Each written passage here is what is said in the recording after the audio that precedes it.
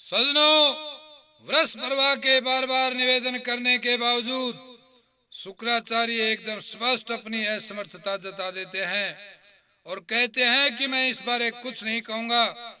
इस विषय में देवयानी जो भी निर्णय लेगी मेरा भी वही निर्णय होगा। शुक्राचार्य के स्पष्ट मना करने के बाद राजा वृषपर्वा देवयानी से निवेदन करते हैं, लेकिन देवयानी साफ शब्दों में कहती है कि यदि मेरी शर्त मानी जाए, और वो शर्त भी ये रहेगी कि शर्मिष्ठा पूरी जिंदगी मेरी दासी बनकर रहे, तो हम यहाँ रुक सकते हैं, अन्यथा नहीं। इतनी कड़ी सजा एक राजपुत्री को, वो भी दासी के लिए, पूरी जिंदगी भर रहने के लिए, सब चुप हो जाते हैं। राजा के मंत्री उसे एकांत में ले जाकर वृषपर्वा को समझाते हैं कि राजा ने यदि शुक्राचार्य चले गए तो हमारा कुछ नहीं बचेगा, इसलिए समय की नजाकत यही कहती है कि अब हमने ये शर्त नहीं मानी तो देवता लोग हमें समाप्त कर देंगे, फिर ना हमारा राज रहेगा और ना ही हम रहेंगे। हमारे सामने देवयानी की शर्त मानने के अलावा कोई चारा नहीं है। इस प्रकार विचार विमर्श के बाद वो ये शर्त मान लेते हैं। सजनों, शर्मिष्ठा और उसकी सभी दासियां, वे सभी दासियां जिन्होंने देवयानी के साथ अनाचार किया था, देवयानी के साथ दुर्व्यवहार किया था, वो सभी उसी दिन से देवयानी के दासी के रूप में रहने लगी। उस दौर में वृषपर्वा असुर समुदाय का प्रमुख राजा था। उसकी पुत्री का राजकुरु की दासी के रूप में हो जाना एक सामान्य घटना नहीं थी। इसकी चर्चा दूर दूर तक हुई। उसी दौरान नारद ऋषि वहां गुरु शुक्राचार्य से मिलने आश्रम में आते हैं। उस वक्त वहां शुक्राचार्य नहीं होते। नारद देवयानी से सारा मामला बातों बातों में जान लेते हैं। देवयानी नारद को बताती है कि वह उस नौजवान को अपना पति मान चुकी है जिसने उसे नंगे बदन हाथ पकड़ के बाहर निकाला था, मगर दुर्भाग्य से वह उसका पता नहीं जानती। नारद कुछ सोचकर उसे आश्वासन देते हैं कि जल्दी ही उसकी मुलाकात उस नवयुवक से होगी। उसके इस वरदान से देवयानी खुश भी होती है और रोज इंतजार करती है, क्योंकि नारद ऋषि जाते जाते उसे कह के गए थे कि जिस कुएं के पास तुम्हारी पहली मुलाकात हुई थी वो युवक उसी कुएं के पास आके तुम्हें नजर आएगा, तुम वहां उसका इंतजार करो।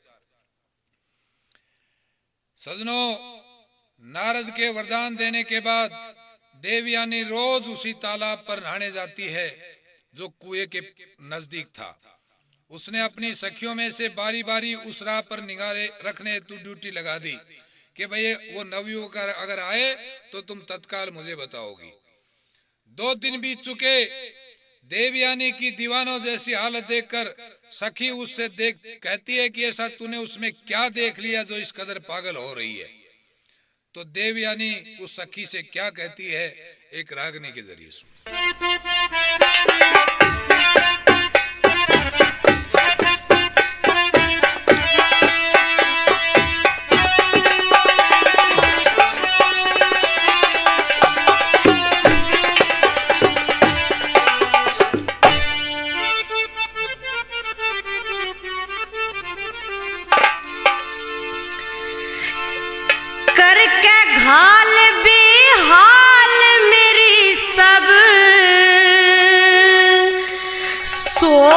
बखेर बरनो उसका रूप बावली करके गिर दही।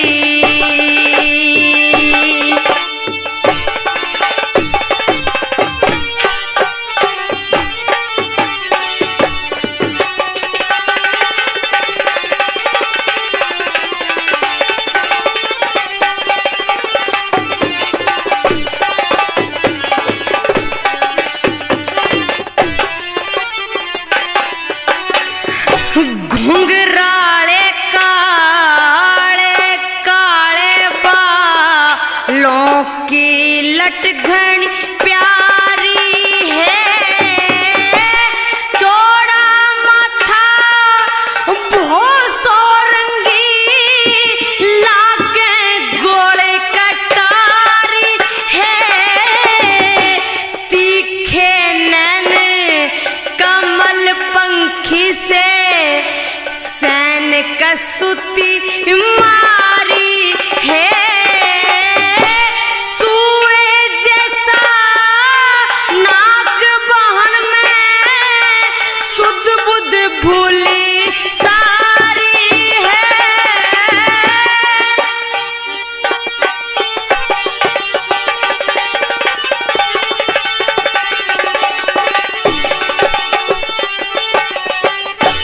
दिल हारी में प्रेम पासना, दिल हारी में प्रेम पासना, भारी घेर लाई।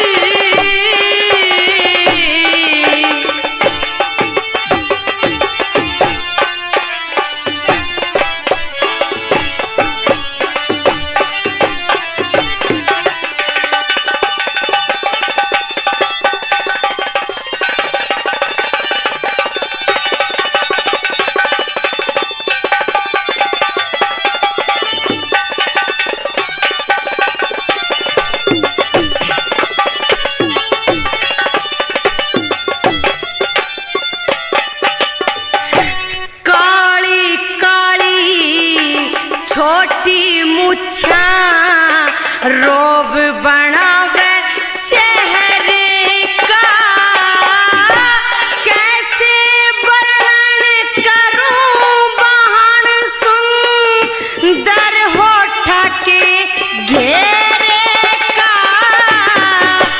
गोड़ कपोल मोहनी ठोडी, लुट्या सब मन मेरे का, सुंदर गर्दन कान संक सा, प्यारे छले बछेरे का।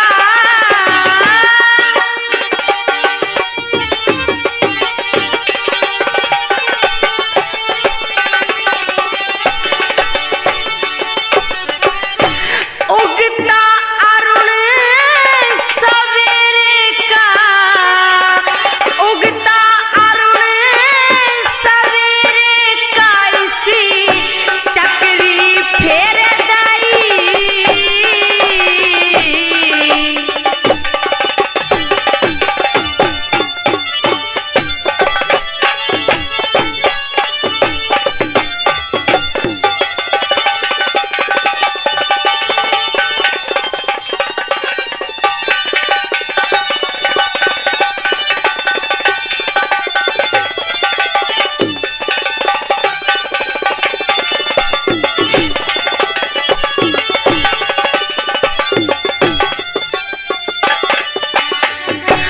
ढड़वा कंधे चौड़ी छाती, कट पड़ रे बलवानी के,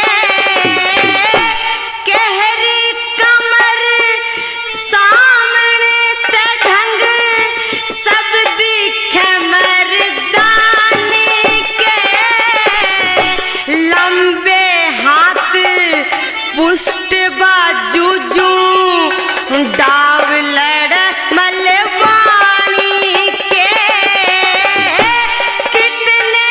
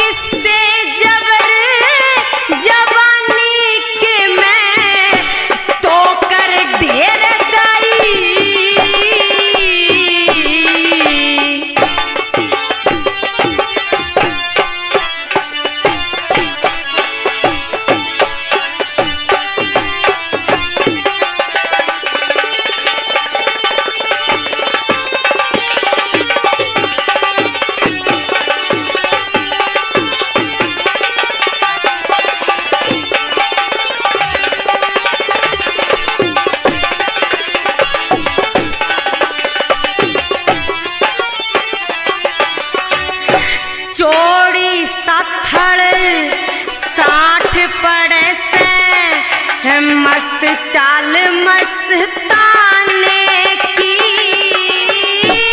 गोड्या का कट न्यारा दिखे, पिंडी पुष्ट दीवाने की, लंबे पैर सुगड़ पंजा तस, वीर घड़ी